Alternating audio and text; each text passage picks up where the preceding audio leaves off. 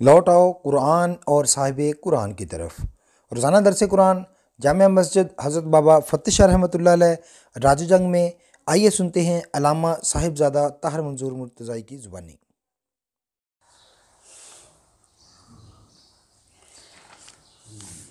اعوذ باللہ من الشیطان الرجیم، بسم اللہ الرحمن الرحیم۔ والفجر ولیال عشر والشفع والوتر واللیل اذا یسر هل فی ذلک قسم لذی حجر الم تر کیف فعل ربک بعاد ارم ذات العماد التي لم يخلق مثلها في البلاد وثمود الذين جابوا الصخر بالواد وفرعون ذي الأوتاد الذين طغوا في البلاد فأكثروا فيها الفساد فصب عليهم ربك صوت عذاب إن ربك لبالمرصاد۔ صدق اللہ العظیم۔ یاران گرامی، آج ہم سورہ والفجر پڑھ رہے ہیں اور یہ ترتیب کے اعتبار سے 89 نمبر صورت ہے اور مکی صورت ہے یہ۔ اور اس صورت کے نازل ہونے کا جو موقع محل اس کی تفسیر سے سمجھ آ رہا ہے وہ یہ ہے کہ جب مکہ شریف کے اندر نبی مکرم صلی اللہ علیہ وسلم نے نبوت کا اعلان فرمایا تو شروع میں کفار کو کوئی اتنا زیادہ مسئلہ نہیں ہوا۔ وہ سمجھے کہ یہ کچھ چند دنوں کی بات ہے، یہ اپنی بات کرا کے تو آخر خود ہی چپ ہو جائیں گے، اور ہم آخر یہاں کے رئیس اعظم ہیں اور ہمارے ساتھ یہ ٹکر تھوڑی لے سکتے ہیں۔ وہ خاموش رہے، ہلکی پھلکی مخالفت کی یا بس اتنا ہی۔ لیکن جب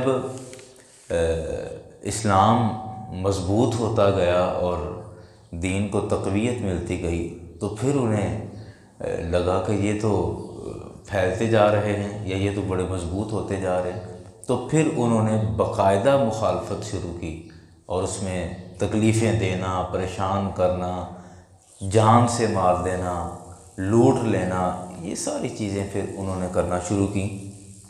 اور پھر شروع اسلام کے اندر نبی مکرم صلی اللہ علیہ وسلم نے صرف 2 چیزوں کی تبلیغ فرمائی، یعنی ابھی نماز تو فرض نہیں ہوئی، روزہ فرض نہیں ہوا، حج فرض نہیں ہوا، زکوٰۃ فرض نہیں ہوئی، تو پھر کرنا کیا تھا؟ عبادت کون سی تھی؟ تو 2 چیزیں بیان فرمائی کہ نبی مکرم صلی اللہ علیہ وسلم اللہ تعالیٰ کی توحید اور عقیدہ آخرت، صرف ان 2 چیزوں کی تبلیغ فرمایا کرتے تھے۔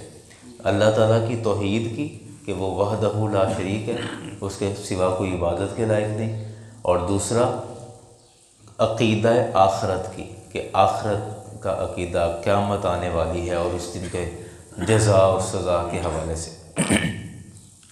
اب جو مکے کے کافر تھے، جو ان میں کچھ پڑھے لکھے تھے، جو ان پڑھ تھے وہ لڑائیاں کرتے تھے، اب جو کچھ پڑھے لکھے تھے وہ ان دونوں عقیدوں پر بڑے سخت اعتراض کرتے تھے، عقیدہ آخرت پر بھی، قیامت والے دن پہ ایمان لانے کے حوالے سے بھی، اور اللہ کی توحید پر بھی۔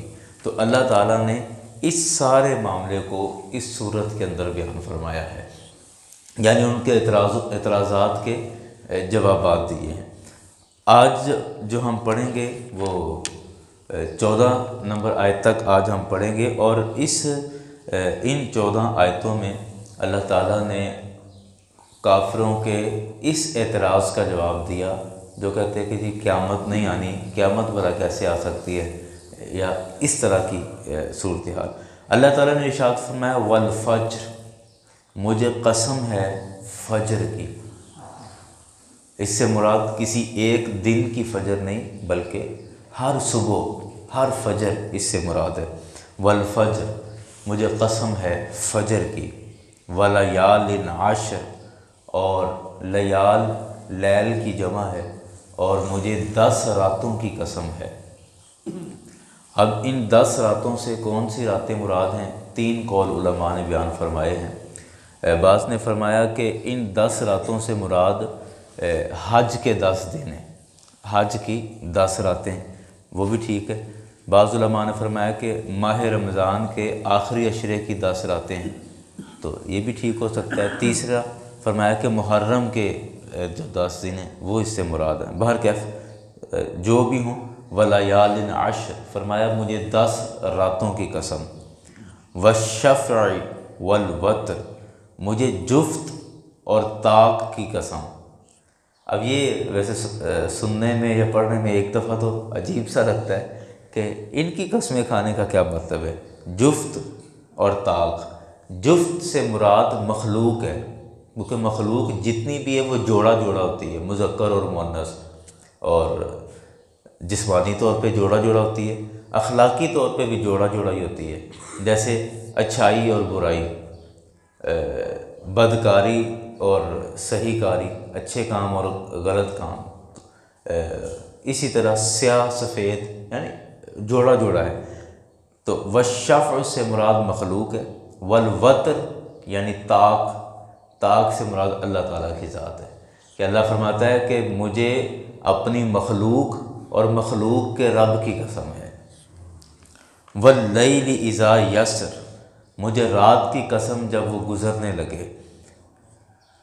حل فی ذالک قسم لذی حجر، اور یہ ساری کی ساری قسمیں میں عقل مندوں کے لیے، عقل والوں کے لیے کھا رہا ہوں۔ مطلب کہ میں جو تمہیں بات سمجھانا چاہ رہا ہوں، جو بات بتانا چاہ رہا ہوں، اس کے لیے یہ ساری میں قسمیں کھا رہا ہوں، اور بات اس وقت تک تمہیں نہیں سمجھ آئے گی جب تک کہ تم عقل مند نہیں بنو گے۔ اگر بیوقوفیاں کرو گے تو تمہیں بات سمجھ نہیں آئے گی۔ عقل کا، ایک دلچسپی کے لیے عرض کر رہا ہوں، عقل کا معنی ہے روکنا، عقل کا لفظ عقل کا مطلب ہے روکنا۔ اور آپ کبھی کسی بھی عرب ملک میں جائیں تو وہاں ریلوے اسٹیشن پر ٹرین جہاں پہ آ کے بالکل رک جاتی ہے پلیٹ فارم پہ، وہاں پر لکھا ہوتا ہے معقل، کہ رکنے کی جگہ۔ تو عقل کا ویسے مطلب ہوتا ہے روکنا، اور عقل کو عقل اس وجہ سے کہا جاتا ہے کہ یہ عقل ہمیں ہر برے کام سے روکتی ہے۔ کوئی ہم غلط کام کرنے لگیں تو یہ عقل رکاوٹ بن جاتی ہے، اس وجہ سے اس کو عقل کہا جاتا ہے۔ کیا فرمایا کہ یہ قسمیں عقل مندوں کے لیے ہیں۔ اب آ جائیں قسمیں کھانے کی وجہ کیا ہے؟ اللہ تعالیٰ نے خود بیان فرمایا الم تر کیف فعل ربک بعاد، کیا آپ نے نہیں دیکھا کہ آپ کے رب نے قوم عاد کے ساتھ کیا کیا ہے؟ آپ جو کہہ رہے ہو کہ قیامت نہیں آنی، لوگوں نے فنا نہیں ہونا، ختم نہیں ہونا، تو مجھے بتاؤ کہ الم تر کیف فعل ربک بعاد، کیا آپ نے نہیں دیکھا کہ آپ کے رب نے قوم عاد کے ساتھ کیا کیا؟ حالانکہ وہ جو قوم عاد تھی، ارم ذات العماد، بڑے بڑے ستونوں والے محلات بنا کے رہ رہے تھے، یعنی بڑے عالی شان بنگلوں میں بڑے بڑے ستونوں والے، لمبے لمبے ستونوں والے محل بنا کے ان میں رہ رہے تھے۔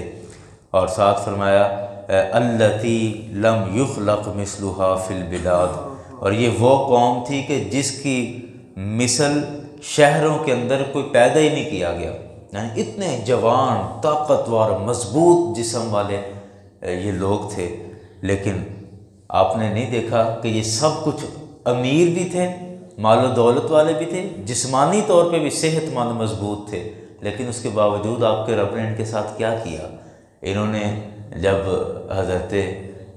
جب اپنے نبی کا انکار کیا تو اللہ تعالیٰ نے ان کو تہس نہس کر دیا، ساری ایک پوری کی پوری قوم ختم ہو گئی۔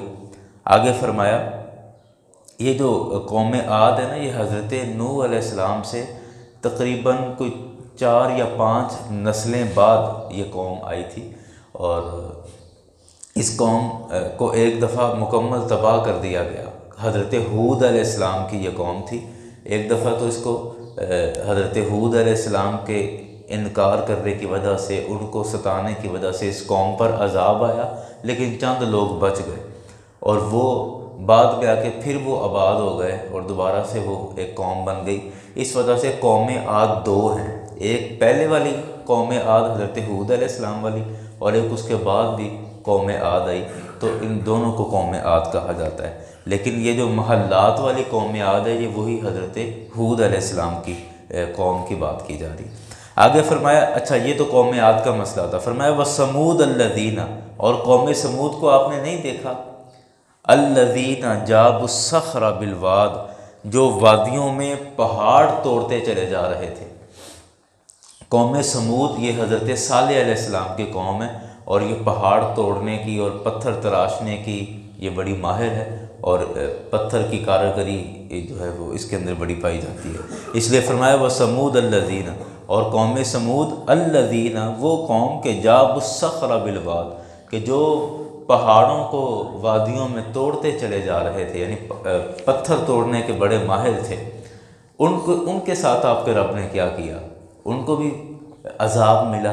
وَفِرْعَوْنَ ذِي الْأَوْتَادِ، اور وہ کیلوں والا فرعون، کیلوں والا، کیل جو ہم ٹھوکتے ہیں، فرمایا کہ اوتاد اس کو کہتے ہیں۔ یہ وَفِرْعَوْنَ ذِي الْأَوْتَادِ، وہ کیلوں والا فرعون، اور اس کو کیلوں والا اس وجہ سے قرآن پاک نے کہا کہ یہ جب بھی سفر کرتا تھا، کہیں آتا جاتا تھا، تو بہت بڑا لشکر اس کے ساتھ ہوتا تھا۔ اب اس لشکر کے خیمے لگانے کے لیے جو کیل ٹھوکنے پڑتے تھے، تو وہ کیلیں اٹھانے کے لیے باقاعدہ جانور منتخب ہوتے تھے کہ اتنے جانوروں پر یہ صرف کیل اٹھائے جائیں گے، اور جس سے وہ زمین میں گاڑ کے تو خیمے لگانے ہوتے تھے۔ اور دوسرا پھر رستے میں اگر کوئی نافرمانی کرتا یا کسی کو سزا دینی ہوتی تو وہی کیل اس کے ہاتھوں میں یا بازوؤں میں ٹھوک کے اس کو سزا دی جاتی تھی۔ اس وجہ سے قرآن پاک نے کہا وَفِرْعَوْنَ ذِي الْأَوْتَادِ، وہ کیلوں والا فرعون کہ جو اس طرح دنیا میں لوگوں کو عذاب دے رہا تھا، زندگی اور موتیں تقسیم کر رہا تھا۔ الَّذِينَ، وہ فرعون کہ طغوا فی البلاد، جو شہروں میں سرکشی کرتا پھر رہا تھا، یعنی شہروں میں سفر کرتا تھا غرور تکبر کے ساتھ، اور اس طرح سرکشی کے ساتھ وہ سفر کر رہا تھا کہ فَأَكْثَرُوا فِيهَا الْفَسَادَ، اور فساد میں کثرت کرتا چلا جا رہا تھا، فساد برپا کرتا چلا جا رہا تھا لوگوں کے اندر۔ پھر ہوا کیا؟ فَصَبَّ عَلَيْهِمْ رَبُّكَ، پس مارا یا پھینکا آپ کے رب نے ان پر صوت عذاب، عذاب کا کوڑا مارا پھر ان کو، یعنی پھر آخر وقت آ گیا پکڑ کا، آخر وقت آ گیا گرفت کرنے کا، اور آپ کے رب نے پھر ان کی گرفت کی، پھر ان کی پکڑ کی اور ان پہ عذاب کا کوڑا مارا۔ إِنَّ رَبَّكَ لَبِالْمِرْصَادِ، بے شک آپ کا رب خوب پکڑ کرنے والا ہے، آپ کا رب خوب عذاب دینے والا ہے۔ یہ 14 آیتیں ہیں جو آج ہم نے پڑھی ہیں، لیکن یاران گرامی اس آج کے سارے مضمون میں اللہ تبارک و تعالیٰ نے جس بات کی طرف اشارہ کیا یا جو بات سمجھانا چاہی، وہ بات یہی ہے کہ آپ کے پاس مال و دولت ہے، آپ کے پاس جسمانی طاقت ہے، آپ کے پاس اچھے گھر ہیں، اچھے محلات ہیں، سب کچھ ہے، لیکن اس کے باوجود آپ کبھی بھی غرور میں نہ آئیں، سرکشی نہ کریں اور تکبر میں نہ آئیں، کبھی فساد نہ پھیلائیں کہ میرے پاس پیسہ ہے تو میں تو سب کچھ کر سکتا ہوں، میں تو جس کو اٹھوا دوں، جس کو مروا دوں، جس کو پٹوا دوں، جو مرضی کر سکتا ہوں۔ اللہ تعالیٰ فرماتا ہے کہ یہ فرعون یہ اسی طرح کے کام کرتے تھے، لیکن جب اللہ کی طرف سے عذاب کا کوڑا برسا تو پھر سب کچھ ختم ہو گیا، سب کچھ ختم ہو گیا۔ اور یہی فرعون تھا کہ جو پانی کے اندر اپنی قوم کے سامنے غرق ہو کے مرا، اور کسی میں ہمت نہیں تھی کہ اس کو نکال سکے یا اس کو بچا سکے۔ لیکن یاران گرامی اللہ تعالیٰ نے ہمیں جتنا عطا کیا، ہر آدمی اپنی زندگی یا اپنی دنیا کا بادشاہ ہے۔ اللہ نے جو مجھے دیا ہے، اگرچہ وہ آپ کے مقابلے میں تھوڑا بھی ہو سکتا ہے، زیادہ بھی ہو سکتا ہے، لیکن اللہ نے جو مجھے دیا ہے وہ میرا ہے، اور میں اپنے دائرے کے اندر میں بادشاہ ہوں الحمدللہ۔ تو اللہ تعالیٰ نے ہمیں جتنا دیا ہے ہم اسی میں اپنی سلطنت سمجھیں، اسی میں اپنی بادشاہت سمجھیں اور اپنے رب کا شکر ادا کرتے رہیں۔ نبی مکرم صلی اللہ علیہ وسلم نے فرمایا نا کہ دین کے معاملے میں اپنے سے اوپر دیکھو اور دنیا کے معاملے میں اپنے سے نیچے دیکھو۔